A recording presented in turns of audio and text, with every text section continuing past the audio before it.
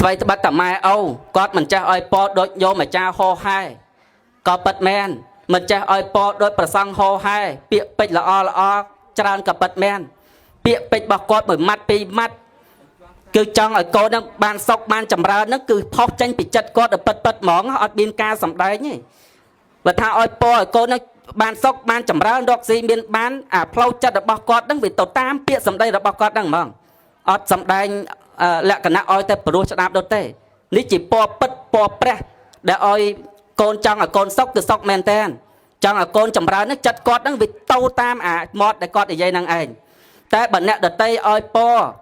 ឲ្យសុខឲ្យចម្រើនអីជាដើមមិនប្រកាសទេញាតិញោមអាត្មាសារភាពឲ្យច្បាស់អញ្ចឹងទៅព្រោះទាំងញោមអាចារ្យក្តីទាំងប្រសង់ក្តីក៏មិនប្រកាសថាឲ្យពរនឹងចេញពីចិត្តដូចឪពុកម្ដាយរបស់យើងឲ្យពកទៅកាន់កូនប្រុសស្រីនោះទេឧទាហរណ៍ថាទៅរកលោកច្រោចទឹកអស់មួយធុងសូត្រធរកន្លះម៉ោងហើយប្រគេនលោក 1500 ចាំបានពាក្យពិតហ្នឹងហើយហ្នឹងនិយាយត្រង់ទាំងញោមអាចារ្យហ្នឹងរត់ធ្វើខ្សែកថាហងខ្សែចកេះហងខ្សែអំបោះហងឲ្យពរឲ្យជោគឲ្យជ័យឲ្យរកស៊ីមានបានដល់ពេលហើយជូនអាចារ្យ1000រៀលព្រោះញោមអាចារ្យនោះគ្មានបានពាក្យពិតឲ្យទេឲ្យទៅវិញជ្រុលនឹងអាផ្លូវកែនឹងដួលហ្នឹងហើយជ្រុលមានបានសុខបានចម្រើនអីទេប៉ុន្តែអាត្មាចង់បញ្ជាក់ថាពាក្យឲ្យពរអំពីសំណាក់មេត្តាបេតាទៅកាន់កូនប្រុសស្រី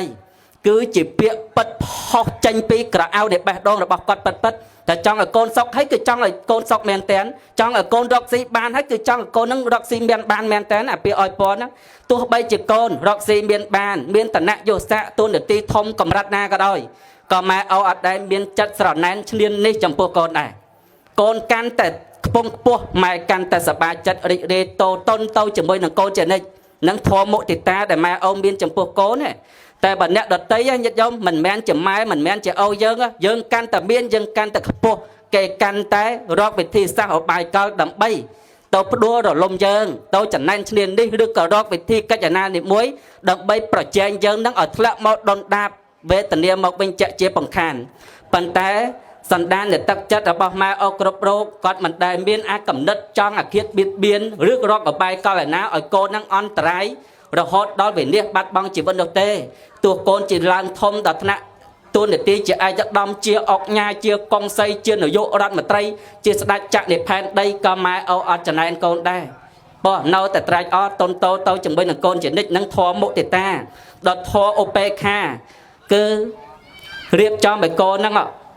បានចូលសិក្សារៀនសូត្រមានចំណេះចេះដឹងហើយរៀបឲ្យកូននឹងមានគូស្រករស្វាមីភរិយាហើយក៏ចែកទ្រព្យសម្បត្តិទៅតាមលទ្ធភាពនិងតាមធនធានរបស់គាត់ឲ្យកូននឹងអញ្ចឹងទៅនេះដែលធម៌របស់ឪពុកម្ដាយដែលមានចំពោះកូនប្រុសស្រីដែលគាត់ក្របដណ្ដប់ចំពោះជីវិតរបស់កូនទាំងអស់គ្នាហៅថាព្រហ្មវិហារធម៌ហ្នឹងហើយ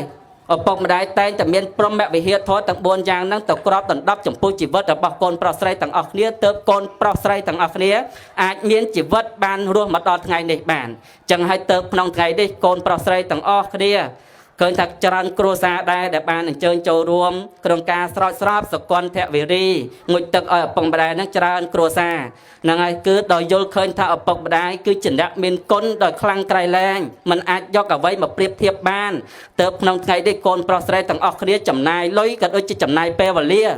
ដើម្បីចាត់ចែងកម្មវិធីបុណ្យបច្ច័យ4និងចម្រើនបជនដោយសារយល់ឃើញថាម៉ែអូនមានគុណបែបហ្នឹងឯងបើមិនជឿថាម៉ែអូនមានគុណទេអត់មានទៅចំណាយលុយអីរាប់លានមកធ្វើបុណ្យទេលុយពិបាករកណាស់សពថ្ងៃនេះសម័យនេះព្រោះបើអត់ជឿជាក់ទៅលើម៉ែអូនមានគុណគឺអត់ចំណាយលុយធ្វើបុណ្យអីចឹងទេប៉ុន្តែទោះបីជាអស់លុយប្រមាណក៏បានដែរនៅពេលដែលក្នុងចិត្តកូនទាំងអស់គ្នាមានអាការជឿថាឪពុកម្ដាយពិតជាមានគុណនៅពេលដែលធ្វើតបសក្តីល្អជាមួយឪពុកម្ដាយហើយរមែងមានអាផ្លូវចិត្តហ្នឹងពោពេញដល់ក្តីសុខដល់អត់មានភាពតមនោះនោះទេហើយកូនប្រុសស្រីអាណាដែលមានធម៌កតញ្ញូកតវេទីដឹងគុណចំពោះឪពុកម្ដាយកូននោះតែងតែចម្រុងចម្រើនអស់កាលជានិច្ចគឺតែងតែធ្វើដំណើរទៅទីណាកន្លែងណាក៏តែងតែមាន លៀបមានជោគមានជ័យចម្រើនដោយកិត្តិយសកេរ្តិ៍ឈ្មោះបន្តពីឆ្លាប់ទៅកូននោះក៏មិនទៅកាន់អបាយភូមិដែររមែងកើតទៅក្នុងទីដ៏ខ្ពង់ខ្ពស់មានសម្បត្តិមនុស្សនិងទេវតាជាបន្តទៀតហើយអានិសង្សដែលកូនធ្វើបុណ្យកុសលជូនចំពោះឪពុកម្ដាយដោយបច្ច័យ4កូននោះរមែងចម្រើនដោយបច្ច័យទាំងឡាយ4នឹងដូចគ្នាកើតជាតិណាទៅអត់ខ្វះហូបចុកទេអត់ខ្វះការស្លៀកពាក់ហើយគ្មានជំងឺឈឺឆ្កាត់ហើយមិនខ្វះទីកន្លែងច្រកកូនទេគឺពោពេញទៅដោយទីកន្លែងស្នាក់អាស្រ័យនៅនឹងល្អការហូបចុកអីហ្នឹងល្អអត់មានខ្វះខាតទេនេះអានិសង្សដែលកូនប្រុសស្រីការធ្វើបុណ្យកុសលបច្ច័យ4ជូនចំពោះលោកឪពុកនិងអ្នកម្ដាយហ្នឹងហើយដោយសារយល់ឃើញថាគាត់មានគុណហើយយល់ឃើញថាកូនប្រុសដែលចំណាយធ្វើបុណ្យក្នុងថ្ងៃនេះដោយនឹកថាចង់ធ្វើបុណ្យហ្នឹងដើម្បីបានជាបុណ្យខ្លួនឯងផងព្រោះជីវិតយើងអត់ទៀងទេញាតិញោមណាមិនថាក្មេងចាស់ទេត្រូវការបុណ្យកុសលហ្នឹងសម្រាប់ខ្លួនឯងតទៅជាតិមកទៀតព្រោះជីវិតយើងសពថ្ងៃនេះគឺខ្លីមែនតើជីវិតផ្ញើនៅលើដងវិថីតាមផ្លូវថ្នល់ពេលខ្លះយើងមិនភ្លេចខ្លួនមួយផ្លែតហ្នឹងក៏មច្ចរាជហ្នឹងផ្ដាច់ជីវិតយើងទៅភឹងអញ្ចឹងទៅញាតិយើងមើលព័ត៌មានប្រហែលថ្ងៃហ្នឹងស្លាប់ម្ដង5នាក់6នាក់ដោយសារមច្ចរាជនៅលើដងផ្លូវហ្នឹងផ្ដាច់ជីវិតចឹងក្នុងថ្ងៃនេះដែលយើងចំណាយពេលវេលានិងចំណាយធនធានដើម្បីធ្វើបុណ្យកុសលហ្នឹងគឺដើម្បីបានជាបុណ្យសម្រាប់ខ្លួនឯងបានជាសក្តីសុខក្នុងពេលបច្ចុប្បន្ននេះផងនិងទៅអនាគតទៅជាតិផងពីព្រោះថាពាក្យថាបុណ្យនេះ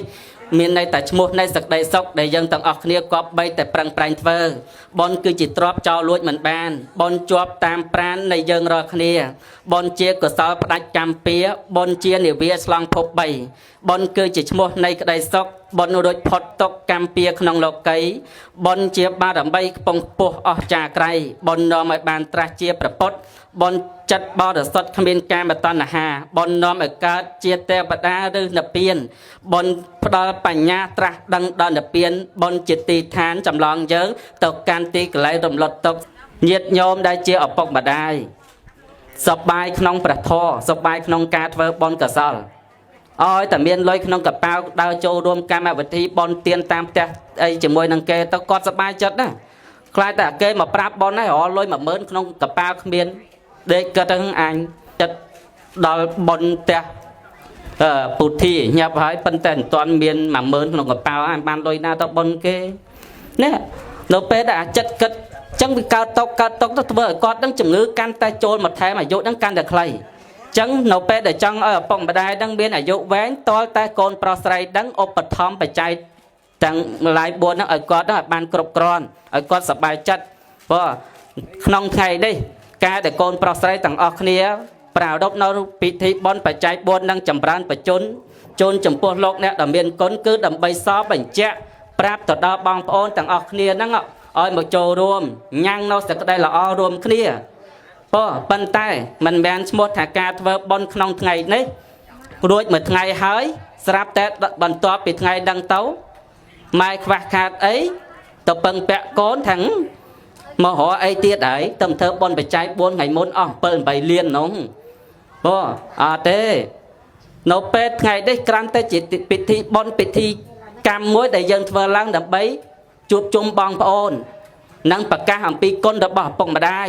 ថ្វាយបង្គំគោរពគុណចំពោះគាត់ក៏ដូចជាអញ្ជើញបងប្អូនទាំងអស់គ្នាចូលរួមដើម្បីធ្វើនៅកុសលរួមជាមួយគ្នាដើម្បីបានជាញាតិកាន់តែស្និទ្ធក្នុងការរស់នៅជាមួយគ្នាប៉ុន្តែបន្ទាប់ពីកម្មវិធីបុណ្យនេះចប់ក៏យើងត្រូវតែទំនប់តម្រង់បច្ច័យទាំងឡាយ4ហ្នឹងទៅដល់គាត់ជារឿយបច្ច័យទាំងឡាយ4ហ្នឹងអាត្មាបច្ចៈឲ្យបច្ចៈទៀតថាមិនមែនសំដៅដល់លុយទេព្រោះសំដៅទៅដល់បាយទឹកនំចំណីត្រីសាច់ខោអាវសម្លៀកបំពាក់ថ្នាំកែរោគឬក៏ទីកន្លែងអាស្រ័យនៅជាដើមហ្នឹងហៅថាបច្ច័យទាំងឡាយ4កូនប្រុសស្រីទាំងអស់គ្នាដែលអាចរស់មកដល់ថ្ងៃនេះបានគឺអាស្រ័យឪពុកម្ដាយគាត់តស៊ូពុះពៀសពគ្រប់បែបយ៉ាងទាំងអស់តម្រាំនិងរកបច្ច័យទាំងឡាយ4ហ្នឹងមកឧបត្ថម្ភឲ្យកូនប្រុសស្រីចិញ្ចឹមបីបាច់មើលថែរហូតដល់ថ្ងៃនេះបានហ្នឹងហើយក្នុងថ្ងៃនេះទើបកូនប្រុសស្រីទាំងអស់គ្នាមានធម៌កតញ្ញូហើយកតវេទីកតញ្ញូប្រែតការដឹងកតវេទីប្រែតការធ្វើតបបើមានតកតញ្ញូតែម្យ៉ាងក៏អត់តន់ឲ្យឈ្មោះថាល្អដែរញាតិញោម អ្នកខ្លះដឹងតែម៉ែមានកូនអូមានកូនដើរប្រកបប្រកាសប្រាប់គេទាំងម៉ែខ្ញុំមានកូនណាអូខ្ញុំមានកូនណាមាសប៉ុនការីហ្នឹងក៏មិនស្មើប្រៀបជាមួយនឹងគុណរបស់ឪពុកម្ដាយរបស់ខ្ញុំដែរគុណរបស់ម៉ែអូខ្ញុំនេះធ្ងន់ជាងផែនដីទៅទៀតដើរប្រកបប្រកាសប្រាប់គេអញ្ចឹងហើយក៏និយាយជាប់នឹងមាត់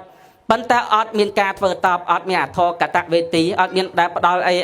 ឲ្យម៉ែឲ្យអូតិចប្រាប់គេថាម៉ែខ្ញុំមានកូនអូខ្ញុំមានកូនប៉ុន្តែដល់ក្បែរអូក្បែរម៉ែមាន10000អត់សុំ10000មើលហ្នឹងដល់ម៉ែប្រាប់ថាអញមានតែ10000ទិញភេសជ្ជៈអស់2000នេះសល់តែ80008000ក៏យកដែរម៉ែអត់ហើយអាហ្នឹង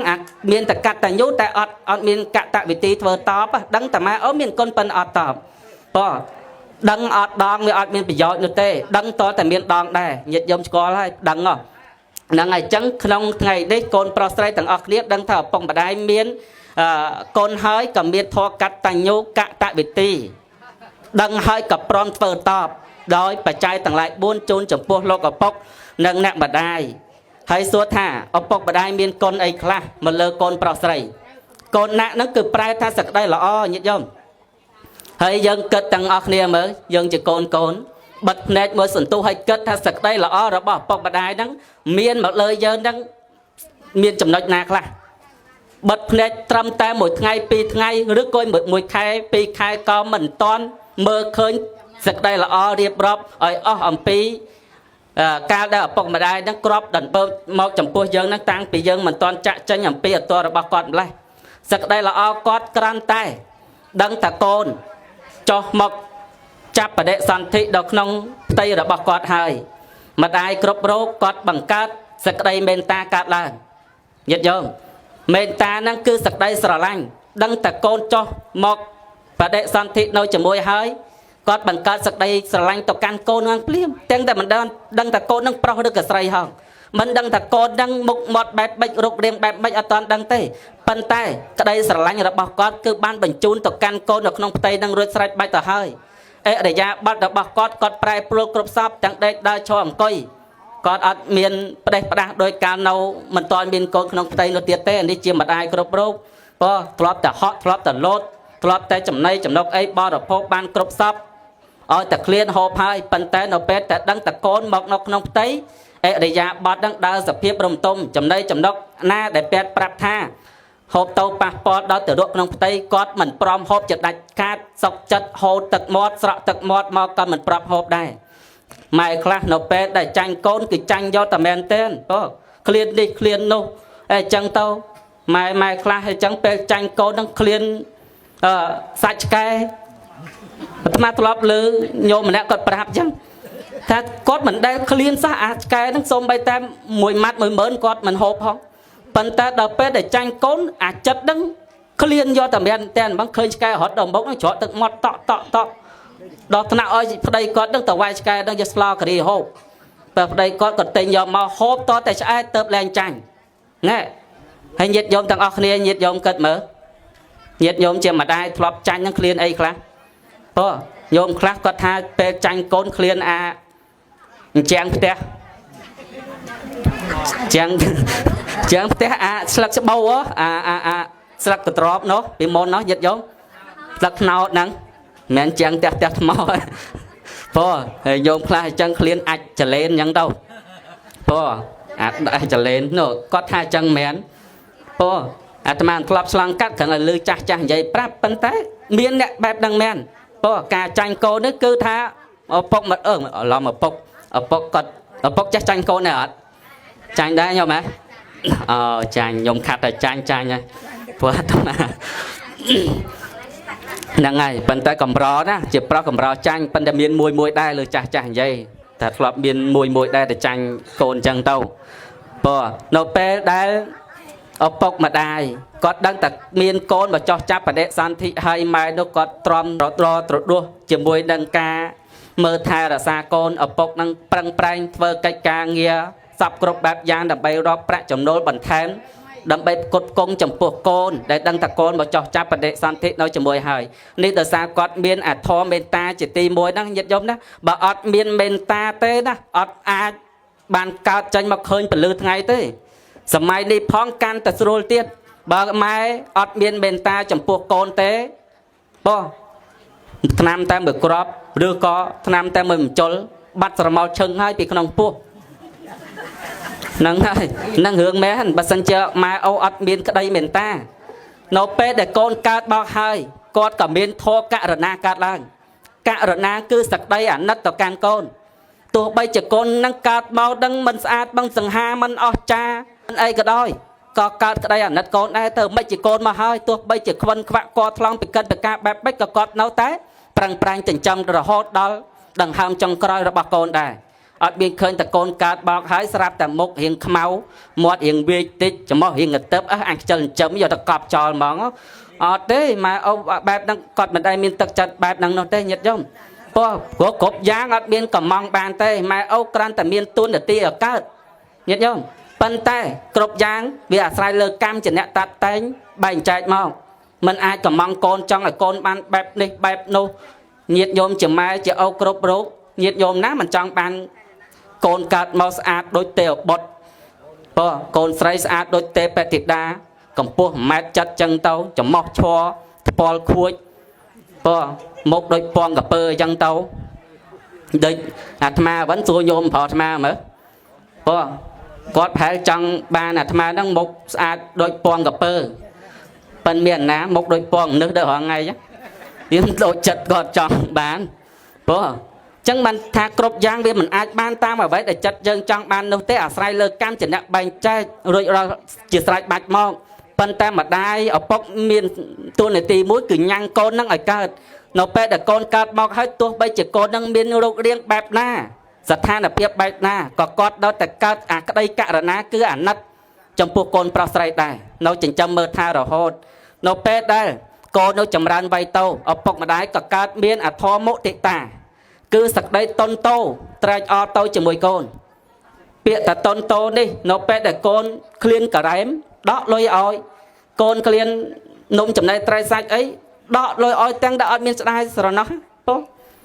ទោះបីជាកូននឹងធំប៉ុណ្ណាក៏ដោយមានរហូតដល់ចៅនឹងចិត្តជាម្ដាយនៅតែតន់តោអញ្ចឹងដូចញោមមិញនៅពីមុខស្មាឃើញដកឲ្យចៅប្រហែលដងហើយ